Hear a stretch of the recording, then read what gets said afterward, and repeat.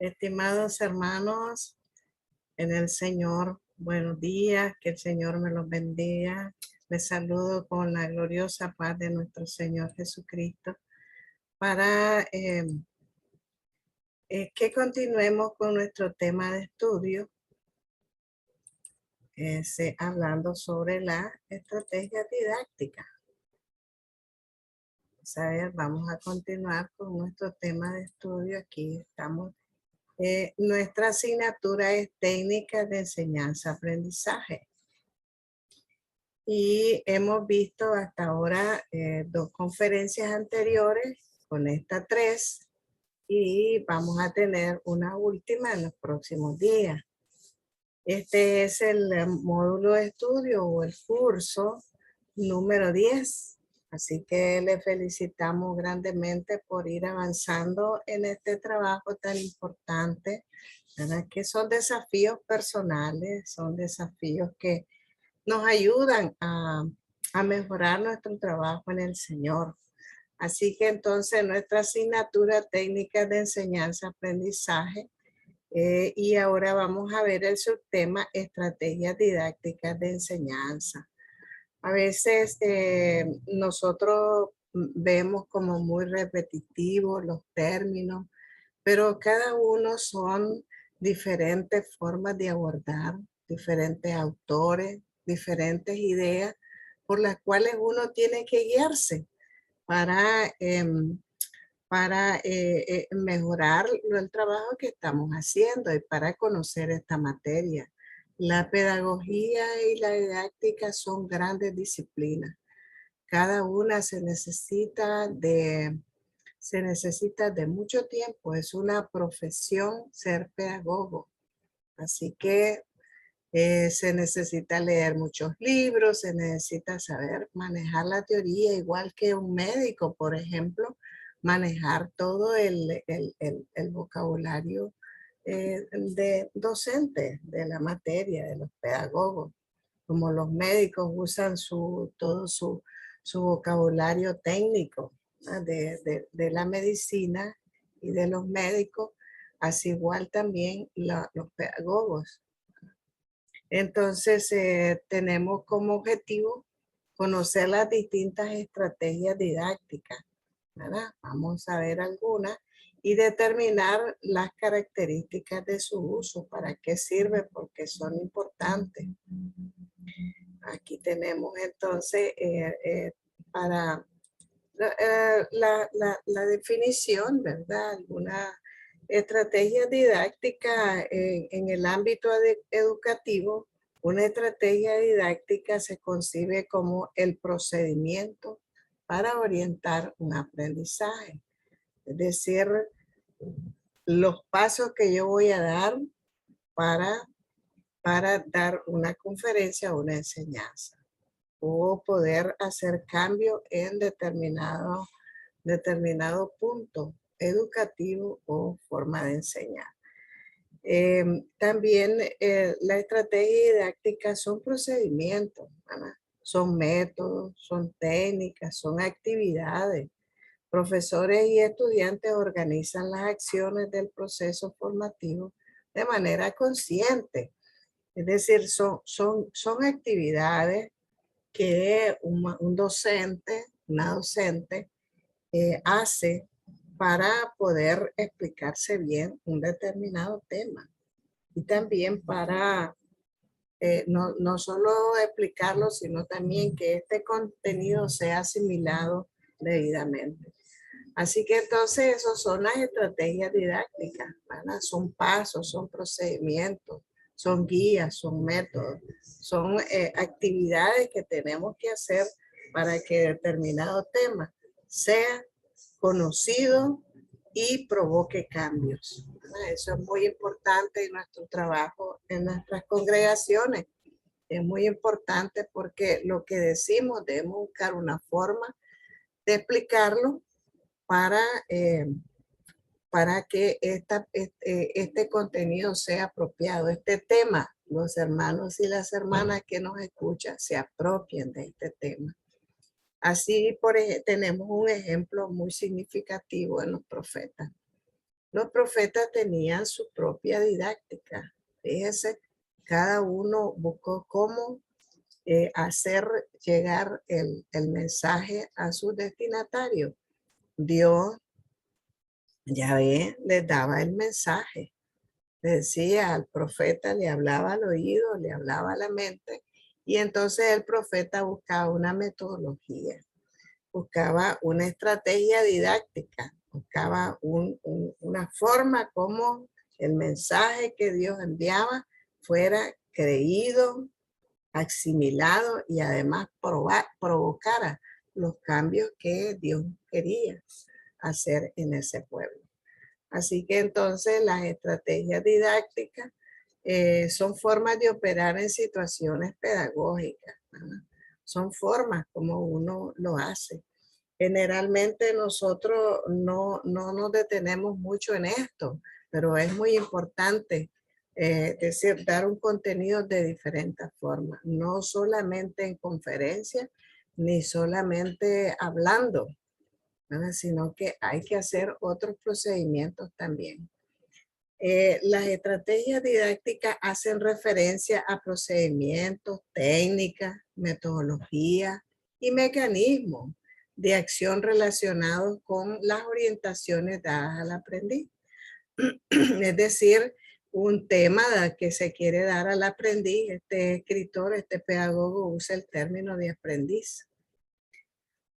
Para que otros pedagogos usan el término discente, estudiante, de diferentes maneras, ¿verdad? Para que éste elabore y adquiera dominio en el conocimiento, operaciones y técnicas de trabajo.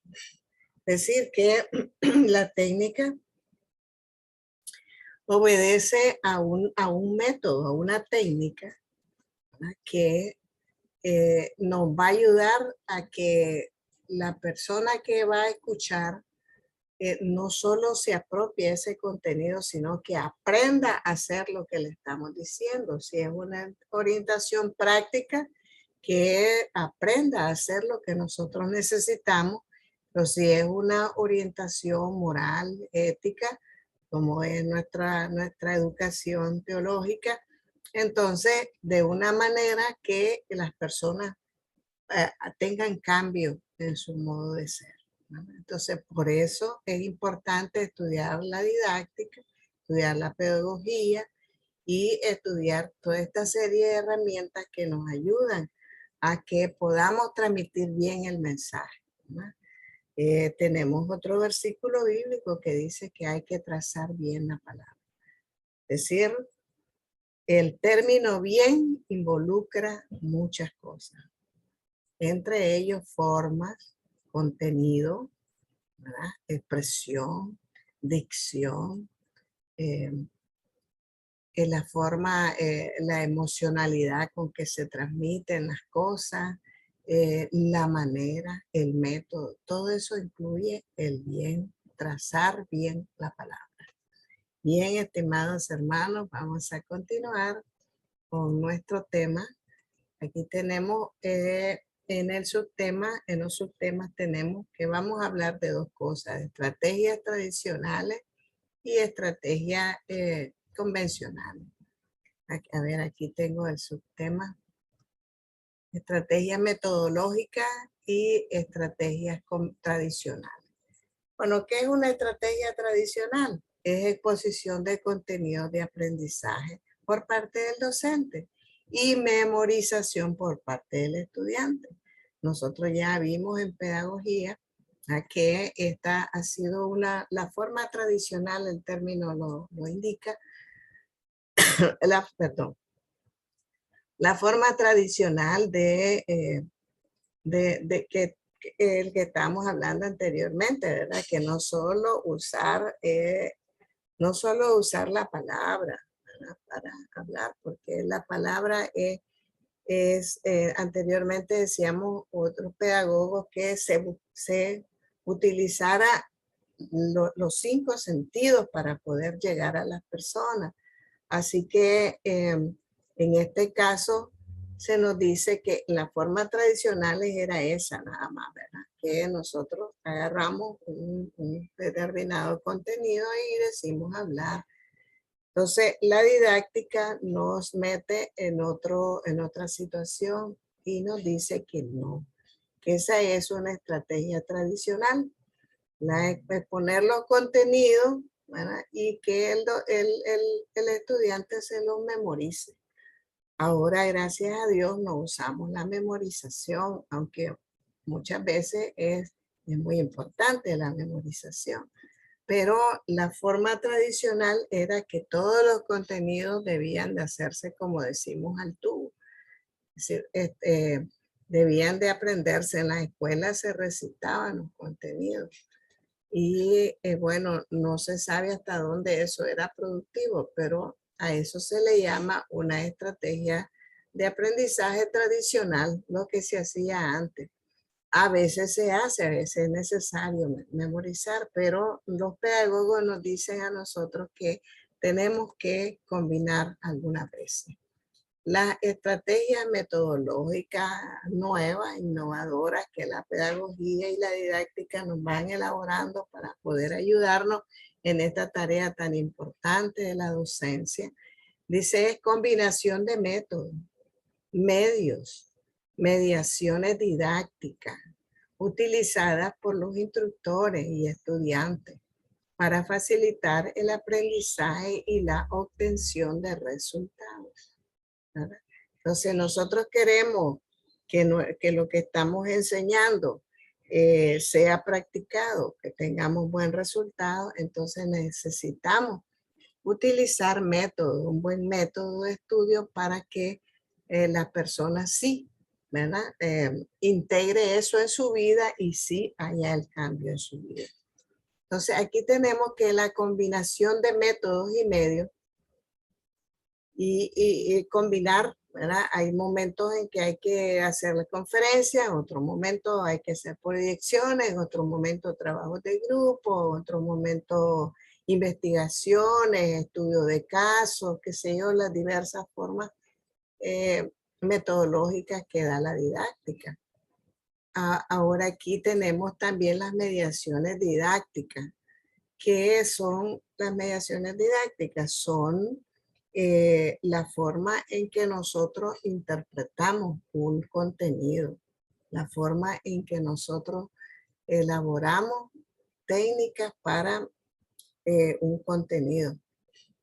Es decir, si nosotros entendemos el contenido, podemos aplicarlo con diversos métodos, ¿verdad? Esas son las mediaciones didácticas, cómo mediamos el contenido.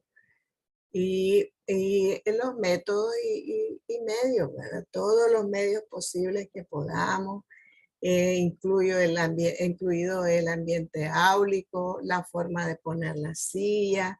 Si nosotros siempre estamos enseñando con la silla de la misma manera con que vamos al culto y que estamos en el culto, entonces los hermanos, o el que está escuchando se siente en el culto y entonces no pregunta nada, no participa nada porque esa es la costumbre de nuestra liturgia.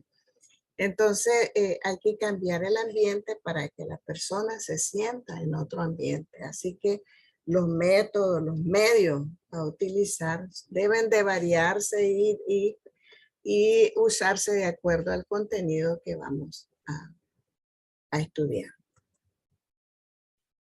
Entonces, las estrategias metodológicas para los instructores. Aquí tenemos para los docentes. Ahí tenemos exposiciones, explicaciones. No es lo mismo exponer que explicar.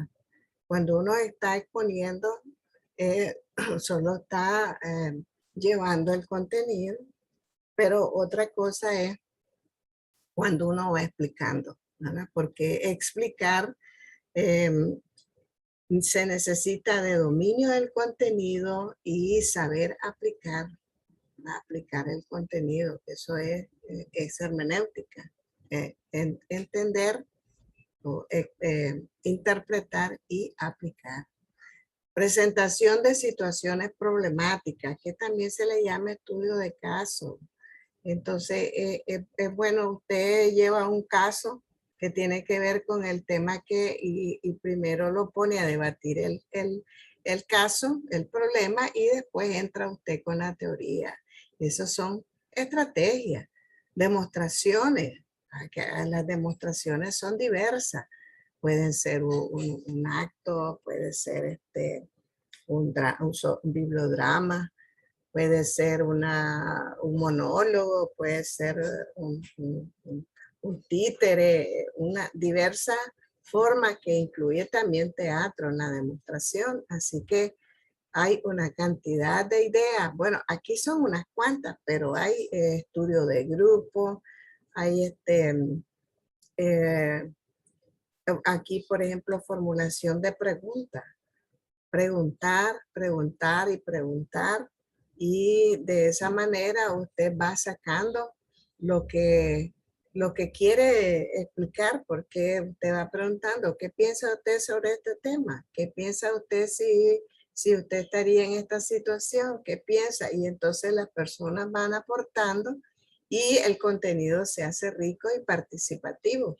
Así que estas son algunas ideas para la estrategia metodológica para los instructores, es decir, para los docentes, para los facilitadores, para los guías.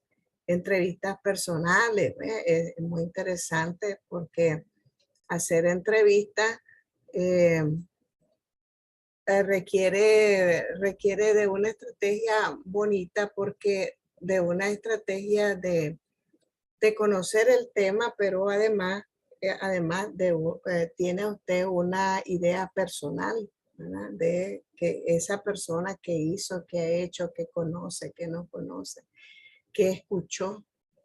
Entonces, las entrevistas personales también se pueden llevar una entrevista que usted realiza y lo que dijo esa persona o lo que dijeron varias personas, como un estudio de caso. Bien, entonces esas son algunas ideas para los instructores. Vamos a ver para los estudiantes. Ahí tenemos análisis y los estudiantes, animar a los estudiantes a analizar. Por ejemplo, se les lee un texto y se les dice, a ver, analicemos el texto. ¿Qué encuentran ustedes? ¿Qué acciones positivas? ¿Qué acciones negativas? Analizar el propósito del escritor, analizar las acciones que se dan, etcétera. El diseño, ¿ve? Hacer diseño, fabricación de objetos, manejo de equipos y de máquinas. Esto en los casos, por ejemplo, de temas prácticos, ¿verdad? Estudio y resolución de problemas, estudiar los problemas, los casos, tratar de resolverlos, elaboración de documentos. Cuando nosotros mandamos a hacer mapas conceptuales, mandamos a hacer ensayos, hacer investigaciones sobre un tema. Entonces el alumno, el aprendiz, está elaborando un documento, ¿verdad? Investigando. No se trata ahora de copiar de internet, para que lo quiero decir de paso, porque el docente se da cuenta cuando el alumno, el aprendiz, está copiando de internet. Primero, porque no es su lenguaje. Segundo, porque la estructura y la redacción es técnica, no es personal. Entonces uno se da cuenta. Entonces, la elaboración del documento deben ser cosas sencillas, ¿verdad? Con vocabulario sencillo y decir, consulté este texto, este autor que dice esto y esto. Eso es científico. Estructuración de proyectos e investigación aplicada. Es decir, hacer proyectos, mandar a hacer proyectos. Y bueno, si estudiamos, si estamos hablando de cosas administrativas, de los directivos de las diferentes secretarías que tenemos en nuestras congregaciones, entonces cada secretaría debe presentar su proyecto de trabajo al año y enseñarles a los hermanos y las hermanas cómo hacer sus proyectos. Bueno, proyectos sencillos. Investigaciones, en caso de los estudiantes, pues mandarlos a investigar sobre determinados temas. Así que aquí hay una gran cantidad de ideas, tanto para los docentes como para los estudiantes, lo que tienen que hacer los estudiantes. Estudios de caso, procesos de reflexión. Fíjense que bonito, procesos de reflexión. Mandarlos a reflexionar sobre un tema, un proceso, después sobre otro, con una metodología bonita, ¿verdad? De preguntas, de documentación y qué bonito. Demostraciones, sustentación de proyectos, modelos, juegos de roles, ejercicios prácticos, investigación de procesos, elaboración de prototipos, trabajo con expertos y prácticas en talleres. Fíjense que como esto está elaborado también para las escuelas, nosotros tenemos que aprovechar lo que nos sirve a nosotros. El juego de roles, por ejemplo, es interesante en la familia. Ir a un tema de discusión y que los participantes jueguen el rol de hijo, el rol de padre, para hacer dinámico y para explicar el contenido que llevamos listo. Así que una diversidad de ideas que tiene la didáctica son técnicas, ¿verdad? Ya lo vimos, que son las que nos ayudan, los que nos dan las ideas para que nosotros, para que nosotros trabajemos directamente. La vez pasada en pedagogía decíamos cuál es la diferencia entre una y otra. Una es teoría y otra es práctica, ¿no? Cada vez más activa la didáctica moderna. No es simple transmisión de información, ahí tenemos. No es que uno va a ir y a decir, bueno, esto y esto, no. Sino que se tiene en cuenta otros factores. Vamos a ver esos factores. La experiencia física. ¿Qué es la experiencia física?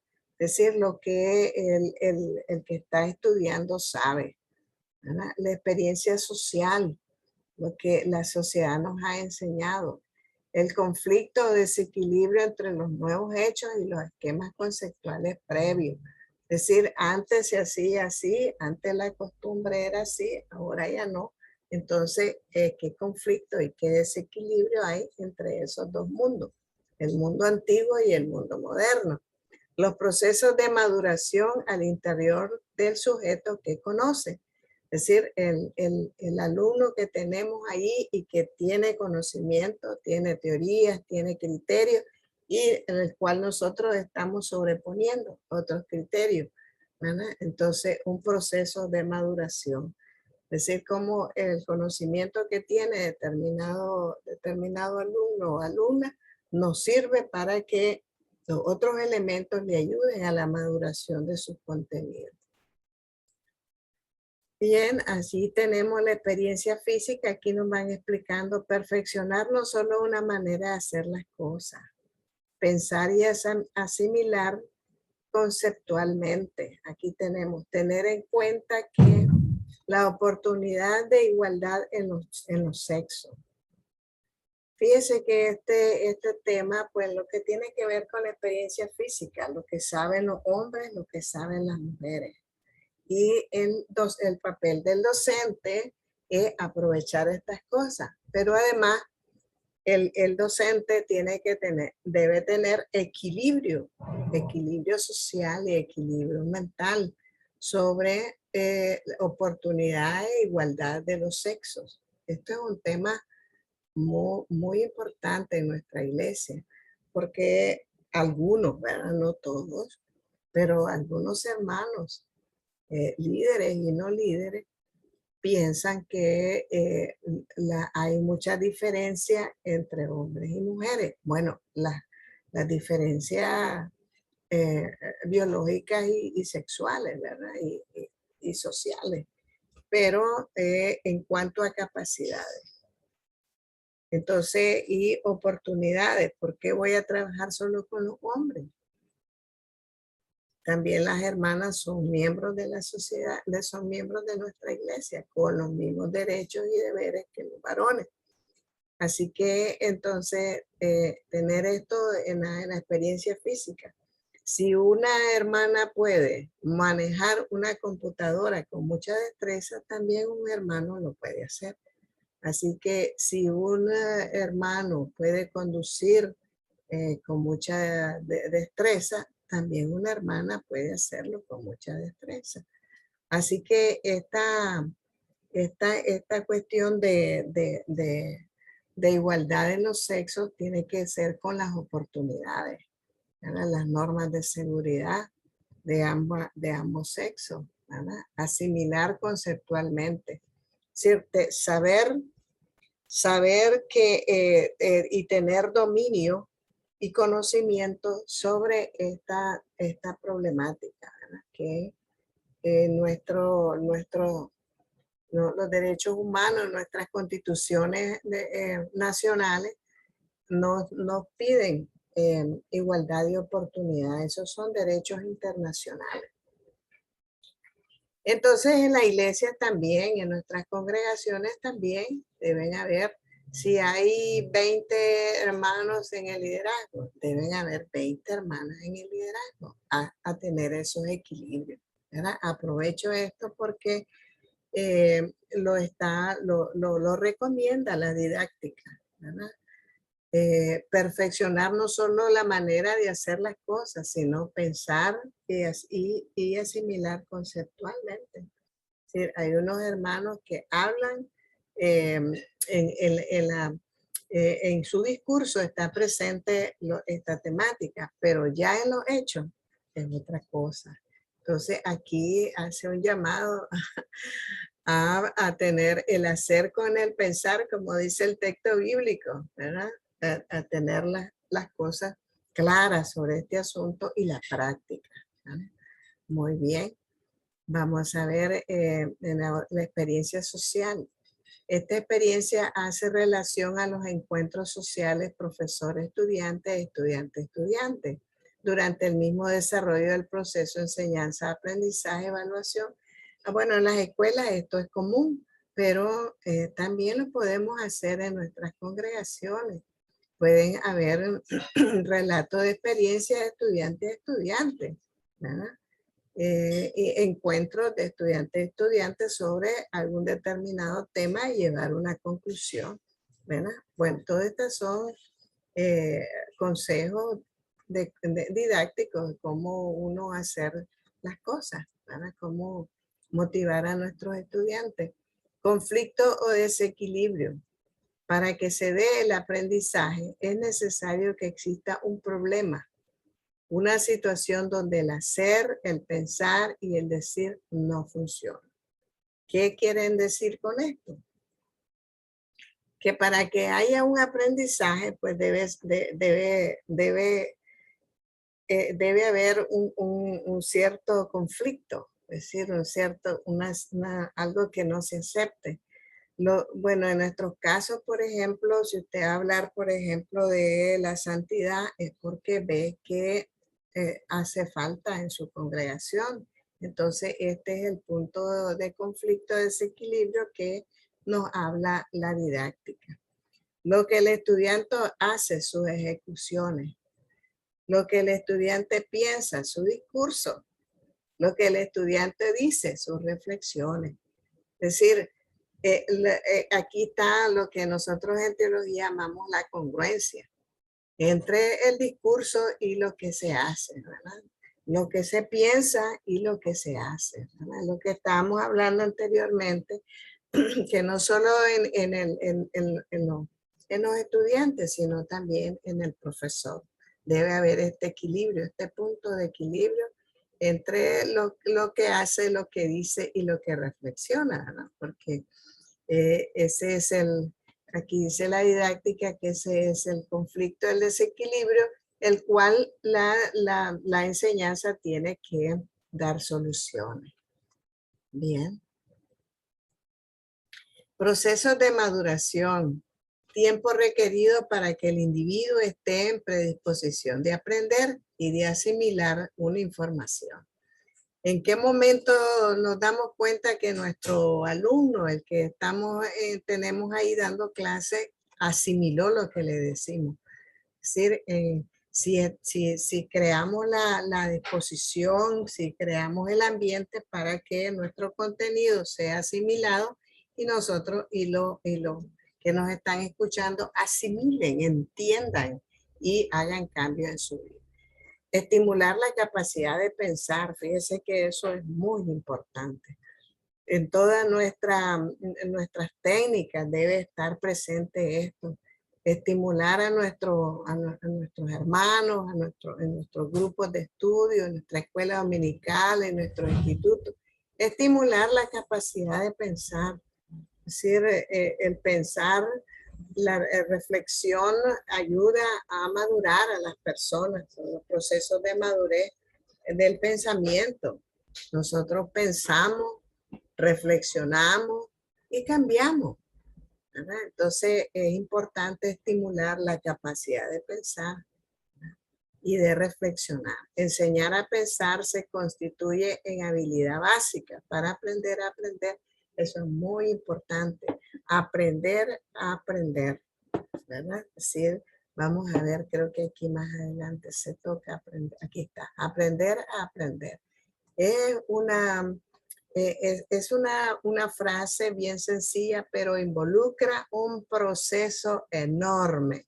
Cuando uno aprende a aprender, uno no lee cualquier cosa, uno no mete a su memoria o a su intelecto cualquier cosa, uno ya se vuelve selecto. Después de experiencia y después de un aprendizaje, uno se vuelve selecto con lo que aprende. Entonces aquí tiene habilidades intelectuales básicas para un aprendizaje permanente. Actuar sobre la realidad para un cambio efectivo. Énfasis en el cómo, el por qué y el para qué de las cosas. De una profunda reflexión. ¿Cómo he actuado? ¿Cómo aprendo? ¿Por qué he aprendido? ¿Por qué he hecho esto? ¿Y para qué? El para qué de las cosas. ¿Verdad? ¿Para qué lo necesito? Es decir, aprender a aprender es una habilidad intelectual, como se dice aquí, ¿verdad? Porque cuando uno ya tiene, se vuelve uno selecto, ¿verdad? Con las cosas que uno reflexiona y que uno sabe y que uno ha aplicado en su vida y que uno se ha apropiado de ese contenido, ¿verdad?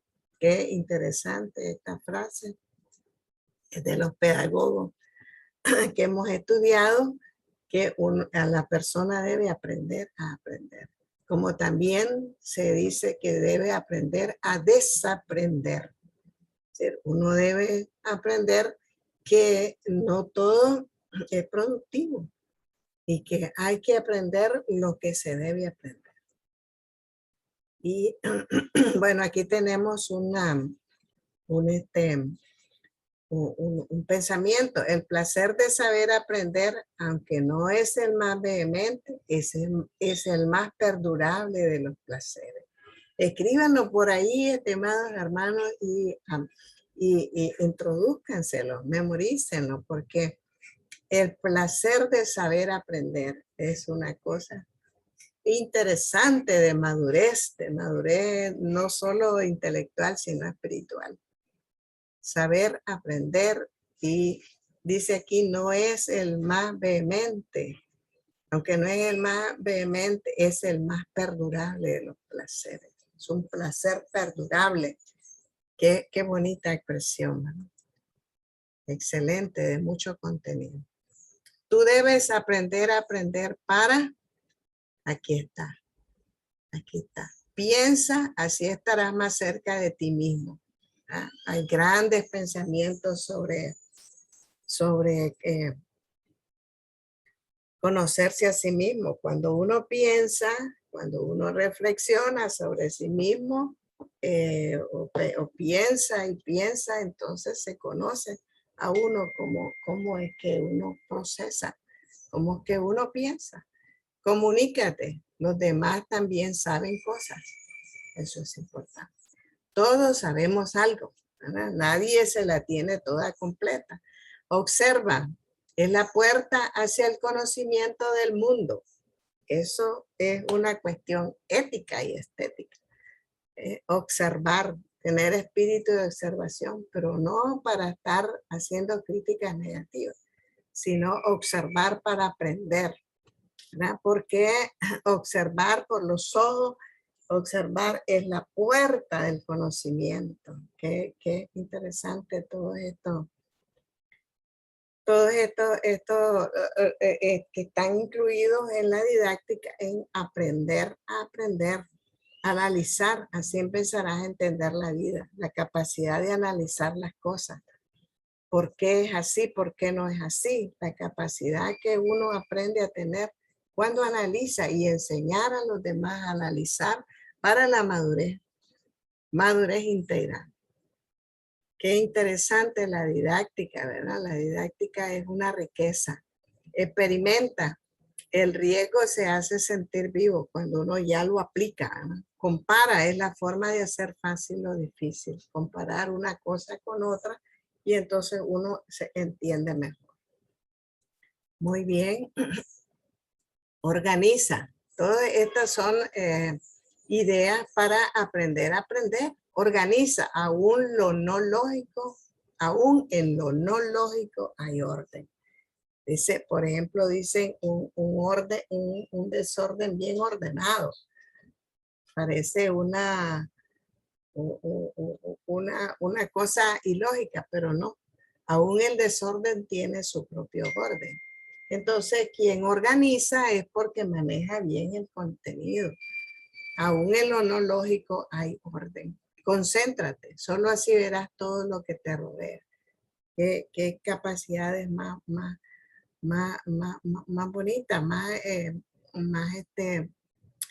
constructiva es concentrarte, saber concentrarse, tener capacidad de concentrarse en una cosa y concentrarse en algo para terminarlo.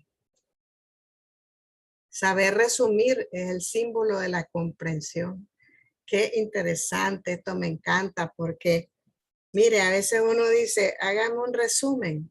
Y entonces uno lee un montón de cosas y nada de resumen, ¿verdad? Pero saber resumir es un trabajo que a la vez pasada nosotros mirábamos que en español, cómo buscar las ideas centrales, ¿verdad? Cómo hacer un resumen, ¿verdad? Y entonces cuando uno ya sabe hacer un resumen, es una gran capacidad. Entonces un gran nivel de comprensión, de apartar las ideas secundarias y abordar solo las ideas centrales, lo más importante. La práctica, así llegarás a dominar las cosas. Y evalúa, es la clave para el continuo avance. Cuando uno tiene capacidad de evaluarse, esto no lo hice bien, esto lo voy a hacer mejor, esto aquí me hace falta. Entonces, así es como uno avanza. Entonces, como uno aprende, siempre hay que evaluarse a sí mismo. Esa es una tarea también de la administración, que uno debe siempre evaluarse, evaluar sus prédicas, evaluar su discurso, evaluar su comportamiento en cada reunión o en cada, evaluarse, autocriticarse para mejorarse y decir, esto no lo hice bien, esto lo voy a hacer mejor, esto lo voy a mejorar y proponerse mejorar. Qué interesante, ¿verdad? La autoevaluación. Cuestiónate. Cuestiónate, ¿sí? Sabrás lo que te hace falta para llegar. Tiene que ver con la autoevaluación. Propuesta de estrategias metodológicas en la docencia, ¿verdad? Relacionarse con los estudiantes en el tiempo libre. Eso es importante porque, perdón, le permite a uno en los recesos. Los estudiantes, los hermanos, las hermanas preguntan cosas que no se atreven a preguntar en público o mientras están las clases. Las horas de receso también, tanto el maestro como el alumno comparten cosas y es importante porque ayudan al contenido, a veces hasta en la metodología. fuera del centro de las excursiones para conocer mejor. A veces nosotros, cuando estamos en conferencia o estamos dando clases, no sabemos de las grandes habilidades que tienen nuestros alumnos. Aprovechar el conocimiento personal de los estudiantes para referirse a ellos en los ejemplos y aplicaciones de la materia del curso en el aula. A veces nos ayuda, por ejemplo, nosotros la experiencia que tenemos, por ejemplo, los hermanos agricultores, los hermanos ganaderos. Es decir, cuando se está estudiando un contenido, si nosotros sabemos que son, unos son, tienen comercio, son comerciantes, son abogados, son médicos. Entonces uno aprovecha el conocimiento de ellos, incluso hasta consultarlo. ¿Verdad? ¿Qué piensa un abogado sobre los derechos en las diversas acciones que hay en el Antiguo y el Nuevo Testamento? Es una apreciación diferente. Entonces uno puede acudir a esas cosas para enriquecer nuestro contenido y también nuestro trabajo. Aprenderse de memoria los nombres de los estudiantes, esto es un desafío serio para mí, por ejemplo. Aprenderse cuando son muchos grupos y son muchos hermanos, cuesta aprendérselos todos los nombres de memoria. Muy bien. 4, el conocer el nivel de conocimiento de los estudiantes y sus experiencias relacionadas con la materia del curso. ¿Ve? Decir que, por ejemplo, estamos dando administración pastoral y tenemos administradores ahí, estudiantes. Sí, la profesión de administración está contenida. Es decir, el curso de administración pastoral está contenido en la administración. Los administradores son los mejores. Entonces, si tenemos un administrador ahí, entonces ocuparlo para sus ejemplos, para su conocimiento más técnico. ¿No? Adaptar los ejemplos y las explicaciones de la materia a su nivel y tipo de experiencias anteriores. Por ejemplo, aplicarlo sobre derecho, sobre medicina, sobre lo que tenemos ahí, el contenido que estamos estudiando. Por ejemplo, tenía yo la vez pasada un médico, ahí estábamos estudiando, por ejemplo, la costilla de cómo Dios saca a la mujer de la costilla en una versión de la creación, porque tenemos 2 versiones, ¿verdad? Entonces le preguntaba yo al médico, pues, ¿qué se dice de la medicina? ¿Se puede crear a una persona de un hueso? Un hueso de costilla, y hicimos un debate interesante, ¿verdad? Sobre eso, porque supimos la posturas de la medicina y las posturas de fe que tiene el texto sagrado. Bien. 7, intentar explicar siempre que se pueda el tema de lo que se va a estudiar, tanto para fundamentar conocimiento como aplicaciones posteriores. Uno debe ser bien claro con lo que está explicando y hablando. Comentar algunas veces y en especial cuando se detecta que se aburre. Bueno, todo la didáctica nos dice qué hacer cuando nuestros alumnos están cansados y están abostezando y están bien distraídos, viendo para otro lado, viendo el celular, leyendo la Biblia, y entonces están aburridos, están desinteresados. Entonces hay que revisar qué es lo que se está haciendo. Si el ritmo de las explicaciones y las formas son adecuados. A lo mejor después de una vigilia usted va a ir a dar una charla o va a ir a dar una explicación muy larga, muy tendida. Entonces los hermanos están cansados. Por lo general, todos nuestros miembros van de sus trabajos, van de sus quehaceres de la casa, van rendidos, van cansados. Entonces se necesita de las técnicas, de la didáctica para hacer las cosas amenas, hacer las cosas mejor explicadas, hacerlas más dinámicas, más llamativas, llamar la atención, ¿verdad? En los temas. Bien, hay que recalcar que la explicación lenta y reiterativa, que está siempre dando vuelta, fomenta el aburrimiento y la rápida genera cansancio. Abandono y distracción. Cuando usted va a un contenido difícil y solo lo va leyendo y va rápido y rápido, entonces la persona dice, no entiendo nada, se cansa, no comprendo bien y entonces hay distracción y abandonan porque está difícil el contenido, no le están entendiendo al pastor o al que está hablando, el maestro. Entonces el maestro a veces no hace buena dicción. Su forma de hablar, y los hermanos no entienden. Por ejemplo, a veces los mayores de edad, mi mamá me dice, no le entiendo al pastor qué es lo que está diciendo. Entonces, ¿por qué? Porque la forma de hacer la dicción, de hablar, es decir, todo el que habla en público debe tener una manera expresiva con su boca de hablar con claridad. Eso hay que ensayarlo, porque esa es parte de que se estudia en la homilética, ¿no? Cómo expresar bien las palabras, ser expresivo para que los hermanos no se cansen, ¿verdad? Bien, vamos a ver. Entonces, 9. Fíjense cuántos consejos nos da la didáctica. Si se va a comentar un tema novedoso, nuevo, va a causar problemas, del cual el estudiante no tiene experiencia, convendría organizar una práctica para referirse a ella en la exposición del tema. Es decir, para que se entienda mejor, porque a lo mejor es un tema nuevo.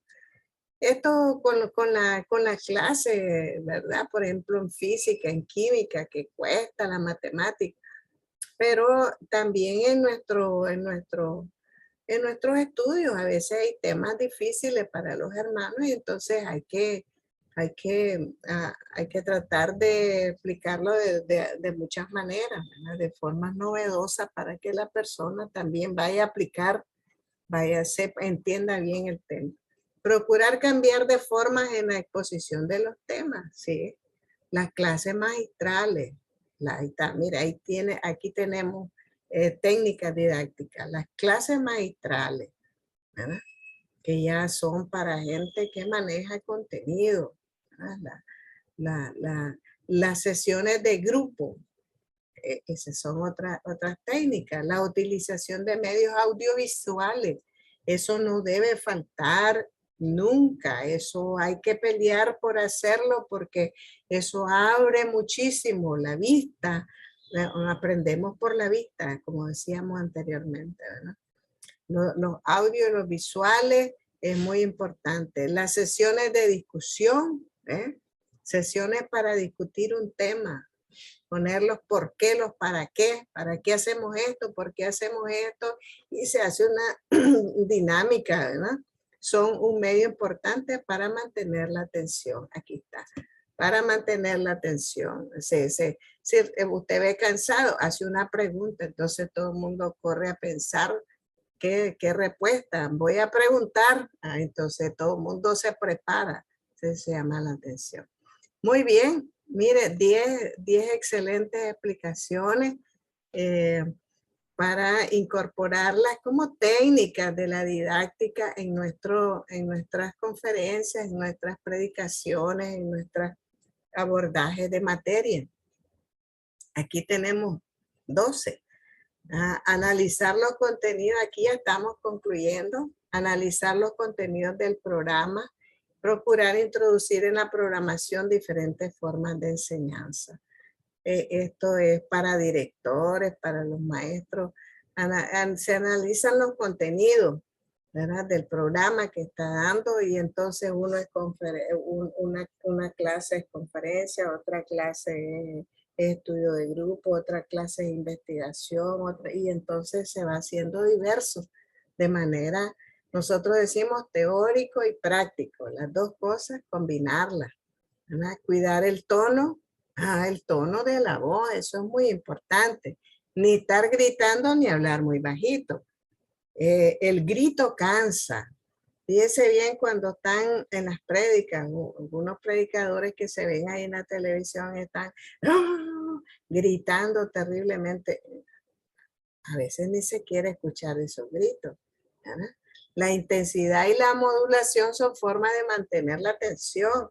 A veces uno se pone eufórico como a declamar y de pronto baja el tono. Las cosas serias que se están dando se dicen despacio, claro, firme, las cosas más importantes, ¿verdad? El profesor debería cuidar las clases. Fíjese bien, el profesor debería cuidar las clases como si fuera una obra teatral. Por eso es que el docente es un artista, ¿ya? Debe saber de modular las voces, de subirlas, de hacerla intermedia, de bajarla, de dónde hacer énfasis, de dónde emocionarse, de dónde ponerle espíritu y dónde ponerle importancia, ¿verdad? Las cosas tipo teatro, ¿no? Qué interesante. Hermanos, estimados hermanos, me he gozado yo con esta clase porque me siento en mi área. Así que entonces espero que a ustedes también les guste mucho. Ya tenemos solamente una conferencia que nos falta para terminar este curso. Y voy a dictar en el próximo encuentro la forma en que lo vamos a evaluar. Muchísimas gracias, estimados hermanos. Que el Señor los bendiga, el Señor les guarde siempre. Que podamos continuar este proyecto y concluirlo felizmente con toda el propósito con que se inició. Que el Señor nos bendiga siempre.